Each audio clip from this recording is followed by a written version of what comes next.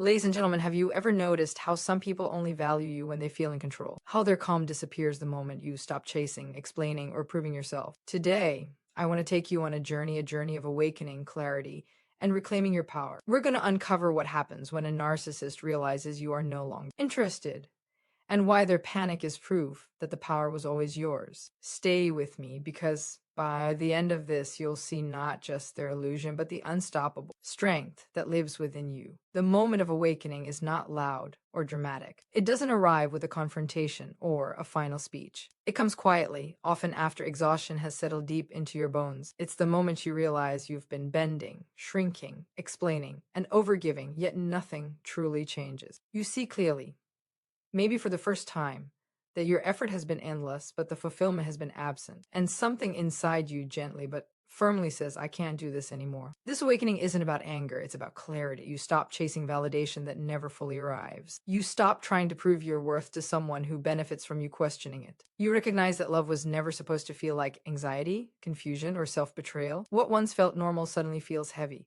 and that awareness alone shifts everything. In this moment, you begin to turn your attention inward. Instead of asking why they treat you this way, you ask why you tolerate it. Instead of focusing on their moods, needs, and approval, you begin to notice your own feelings again, your fatigue, your sadness, your quiet longing for peace. This is powerful because narcissistic dynamics survive on distraction. As long as your focus is on them, you remain disconnected from yourself. Awakening is when you emotionally step back. You may still be physically present, but internally, you detach. You stop over-explaining. You stop reacting. You stop offering emotional labor for free. And without realizing it, you reclaim your power.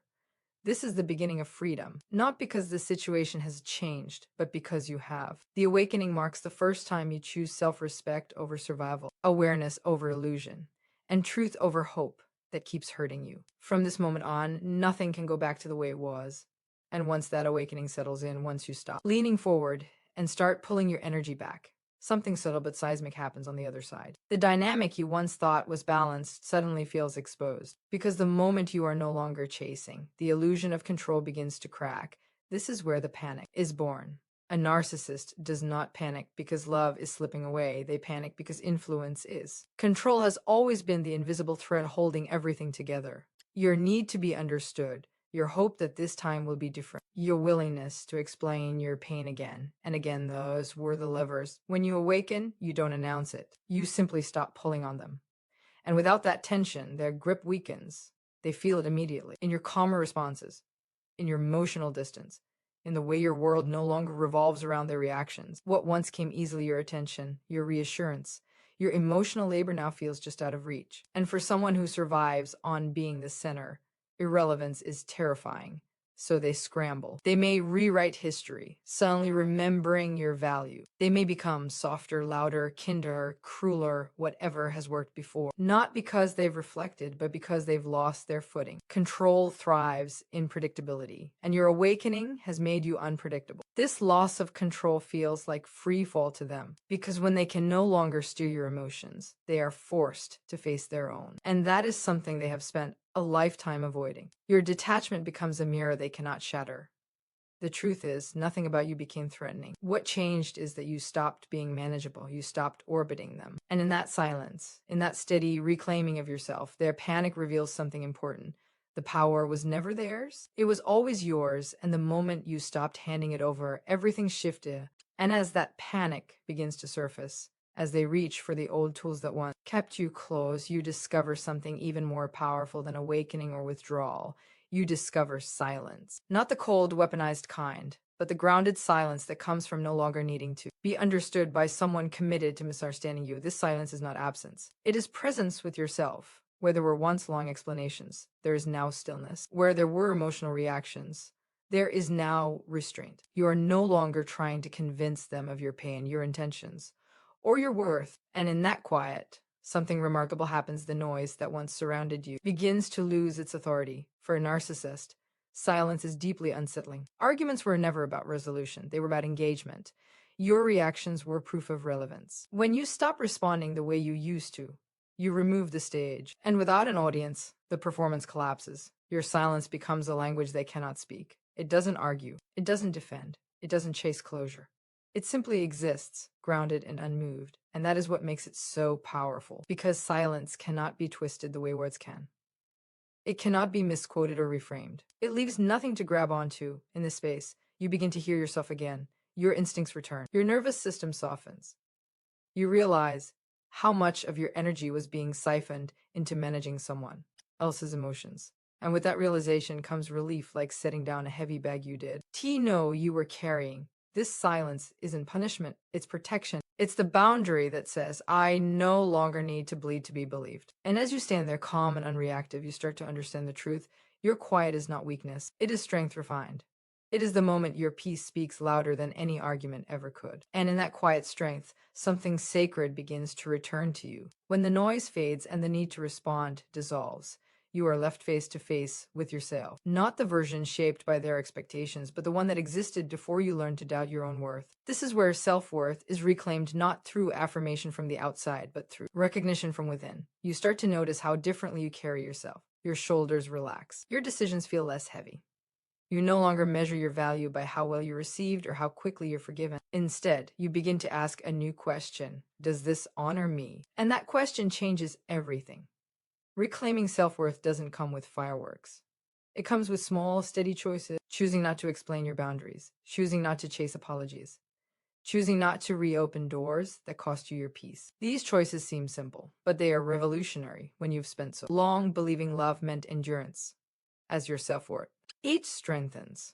Their reactions start to feel distant, almost irrelevant. What once had the power to shake you now barely reaches you, not because you've become numb, but because you've become anchored. You understand now that someone else's inability to value you was never a reflection of your value. It was a limitation of theirs. This is the moment you stop auditioning for acceptance. You no longer perform emotional labor to earn basic respect. You recognize that love does not require self-erasure, and connection does not demand constant sacrifice. You don't feel the need to prove who you are because you finally know, and here's the quiet truth: the more you reclaim your worth, the less accessible you become to those who benefited from you forgetting it. Your presence changes. Your energy shifts. You are no longer available for manipulation disguised as affection. In reclaiming yourself, you don't harden your eyes. You become someone who chooses themselves without guilt, without apology, and without fear. And from that place, everything you accept and everything you release is guided by one simple truth: you matter. And when you begin to live from that place of grounded self-worth, something else becomes impossible to ignore. The picture you once held so carefully, the version of them you protected, defended, and believed in no longer aligns with what you're experiencing. The illusion starts to thin. And without effort, the mask begins to crack. You don't tear it off. You don't confront it. You simply stop pretending you don't see it. For so long, you saw potential. Where there was pattern, promises, where there was performance, you filled in the gaps with hope because it felt kinder than facing the truth. But self-worth sharpens perception. When you stop needing them to be a certain way, you finally see them as they are. And that is when reality steps forward. The charm that once felt magnetic now feels rehearsed. The apologies sound familiar, almost scripted. The sudden concern appears not as care, but as strategy. This isn't bitterness, it's awareness. You're no longer looking through the lens of longing, but through the clarity of self-respect. This is deeply unsettling for them, because the mask only works when someone is invested in believing it. When you detach, the performance loses its power. The grand gestures feel hollow. The guilt trips feel transparent, and the emotional push and pull no longer lands the way it used to. What you're witnessing is not a transformation, it's exposure. The difference matters, because real change is consistent and quiet, not reactive and urgent. And now, you can tell the difference. There's grief in this realization. Grief for the version you hoped existed. Grief for the time you spent negotiating with an illusion. But there's also liberation, because you no longer carry the burden of making sense of behavior that was never meant to make sense. The mask cracking is not your fault, and it's not you. A responsibility to repair it. Your clarity did not create the truth, it revealed it. And once you see clearly, you understand something powerful. You were never losing them. You were losing the story you told yourself to survive. And once the illusion falls away, you stop clinging to the story that kept you hopeful but trapped. A deeper shift begins. You no longer look to them to define what you feel, who you are, or whether you are enough. The need for their approval loosens its grip. This is where emotional independence is born. At first, it feels unfamiliar, almost uncomfortable. You notice the space where their validation used to live, the reflex to check their tone, their mood, their response. But instead of rushing to fill that space, you let it breathe. And in doing so, you discover something profound. Peace doesn't require permission. Emotional independence doesn't mean you stop caring. It means you stop outsourcing your worth. You realize that the highs you once chased were never love, they were relief. Relief from self-doubt. Relief from abandonment fears. Relief from the anxiety of not knowing where you stood. And when that relief fades, so does the addiction to the cycle. Now, your emotions belong to you again. Their approval no longer dictates your mood. Their withdrawal no longer sends you spiraling. You feel steady, not because everything is perfect, but because your center is no longer outside of you. This steadiness is radical in a dynamic built on instability. For them, this is destabilizing. When you no longer need their affirmation, they lose leverage. Compliments don't hook you. Criticism doesn't crush you. Silence doesn't scare you. You have stepped out of the emotional economy where they control the currency. And in this independence, you begin to experience a different kind of confidence. Quiet, unperformative, real. You trust your perceptions. You honor your feelings without needing them validated. You stop asking, "Do you see me now?" and start saying, "I see myself." This is freedom, not loud, not dramatic, but deeply rooted. You are no longer emotionally tethered to someone who thrived on imbalance. And in reclaiming your inner authority, you finally understand when validation comes from within, no one can use it against you. And with that emotional independence firmly rooted, the entire landscape of the relationship changes. Without announcement or confrontation, the balance of power quietly shifts. What once felt lopsided now feels strangely weightless because you are no longer pulling against them. You've stepped out of the tug of war and the rope has gone slack. This is the moment the power shift becomes undeniable. Power was never in the loudness of their voice or the certainty of their opinions. It lived in your reactions, your need to explain, your hope that being understood would finally bring peace. When you detach, that power has nowhere to land. You are no longer participating in the dynamic. That sustained it. They feel this shift even if they can't name it. Conversations feel different. Their usual tactics fall flat. The emotional hooks don't catch. Where they once led and you followed, now there is a pause and absence of influence. And that absence is disorienting to someone who relied on your engagement to feel dominant. What's remarkable is that you haven't taken power from them. You've simply stopped giving it away. There's no aggression in this shift, no need to assert superiority. It's calm, centered, unmoved. And that's precisely why it's so profound. You no longer seek to win arguments or proof points. You're not interested in being right, you're interested in being whole. That alone dismantles the old hierarchy. Because when one person stops needing to be above or below, the structure collapses. From this place, you move differently. You choose your words carefully or not at all.